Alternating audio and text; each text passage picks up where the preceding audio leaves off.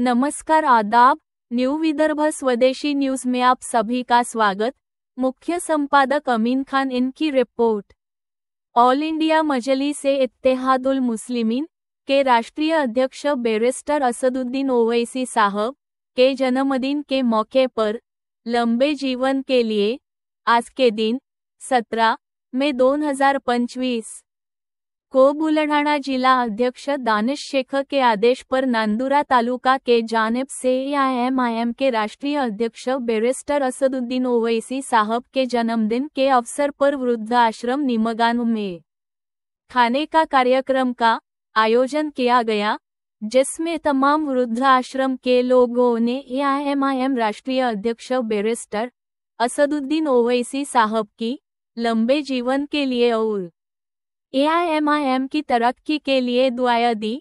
इस वक्त मौजूद नांदुरा तालुका अध्यक्ष सैयद मंजूर आमिर सोहेल, जिला अध्यक्ष विद्यार्थी आघाड़ी, जिला महासचिव वासिम खान पठान, भावराव जी पाटिल, रिजवान खान, तालुका महासचिव नावेद शेख, शाहिद खान और भी कार्यकर्ता मौजूद थे।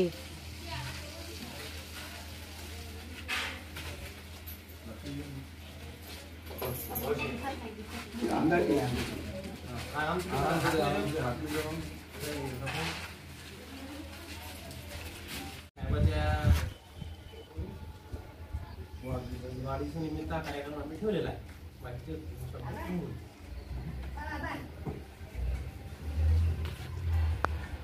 कारण त्यांना जर आयुष्य लाभलं तर ते आपले जे गोरगरीब, निराधार, अनाथ अशा लोकांची जे सेवा करतात, राजकारण तर करतातच, पण राजकारणाच्या माध्यमातून त्यांची फार मोठी हैदराबादला सेवा चालू आहे।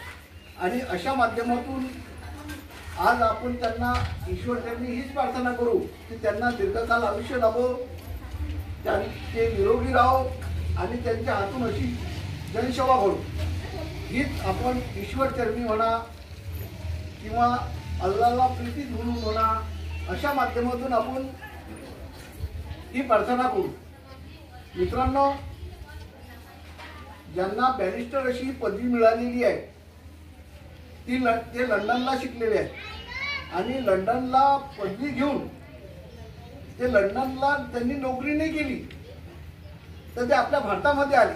त्यांना जर पैसा कमवायचा असता तर त्यांनी खूप मोठा पैसा कमवला असता, कारण मला तर असं वाटतं त्यांची जी बुद्धिमत्ता कोणामध्ये असते, वस्तुस्थिती आहे, कारण ते खूप बुद्धिमान आहे।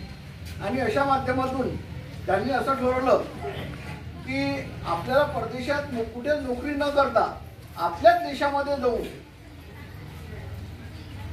एक समाजकार्य आपल्या हातून घडावं आणि त्या समाजकार्याच्या माध्यमातून त्यांनी राजकारणामध्ये प्रवेश केला आणि राजकारणाच्या माध्यमातून ते आता समाजकारण करू लागले।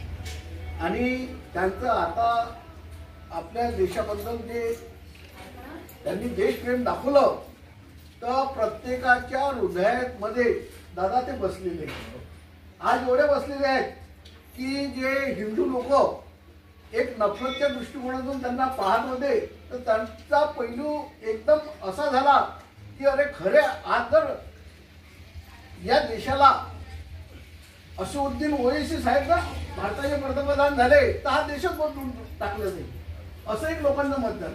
खूप परिवर्तन झालं त्यांची ती भावना पाहून। आणि मला तरी असं वाटते की आपण एक ईश्वरचरणी अशी प्रार्थना करू की भावी देशाचे पंतप्रधान हे ओवैसी साहेबच झाले पाहिजे।